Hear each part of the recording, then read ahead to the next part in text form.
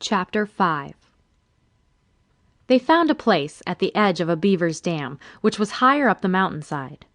From there they could see the rock circle below, and wait until the dwarf arrived in the morning.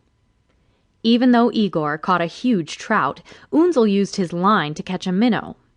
He had special bait that he'd made from dough and cheese, and it worked every time. Hand-lining a fish as big as his own leg wasn't easy, but he managed the task with great skill. This time, when he started his magic fire, he did it on a rock. He cooked and then ate his catch, and drifted off to sleep before the sun even went down.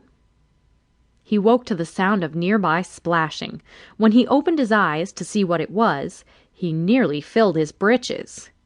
He was lucky the big silvery moon hadn't yet set, for he could barely see the big snake that was about to surprise Igor.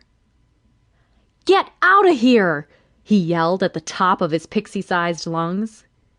The snake struck then, with huge fangs as long as Unzel's forearms. Igor leapt away just in time, causing the slithering thing's head to miss. It slapped hard against the rocks just a few feet in front of Unzel. He didn't know what to do, because his dart blower was lying beside his pack, and all of that was behind him. Now the serpent looked to be regaining its wits, shaking its head and slowly drawing back. Unzel realized the snake was about to strike again, this time at him. He was but a mouse compared to the size of its venomous maw. He didn't want to end up in the thing's belly or filled with poison, so he jumped backward and rolled past his gear, grabbing his weapon as he went. When he came to his feet, the snake was striking. Unzel yanked off the steel cap, dropped to a knee, and let the dart that was in the tube fly. He wished it was one of the poisoned ones, but it wasn't. It shot down the snake's gullet, though, causing it to draw back and choke instead of swallowing him. Then the snake was yanked roughly away by Igor's gripping claws. Unzel sat heavily and watched as the eagle climbed and dropped the wriggling thing from up high. The long, squirming creature slapped into the water on the far side of the pool. He didn't see it after that, but Unzel was sure it wouldn't bother them again. "First light is coming," Igor said, as he came flapping down and landed. "Thanks for the warning.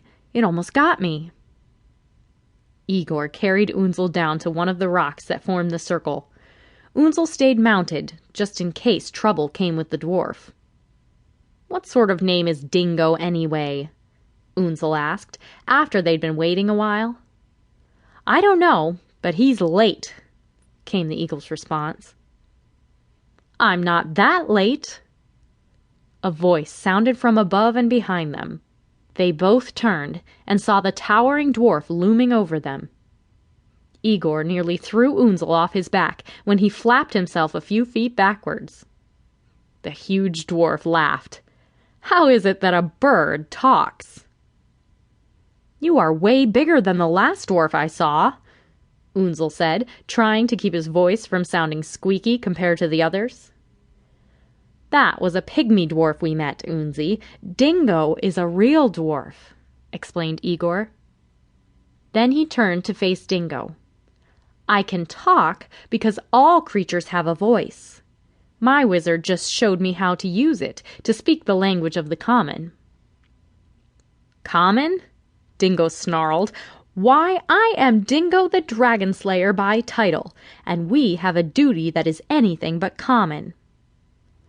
"Why would a dragon slayer want to help protect some dragon eggs?" asked Unzel. "I didn't really slay a dragon," Dingo shrugged. "It sort of slayed itself. But I saved its eggs and have been tending them ever since." "I wonder what Clover wants with them?" Unzel asked. "She said something about hatching them, training them, and sending them off to bond with riders.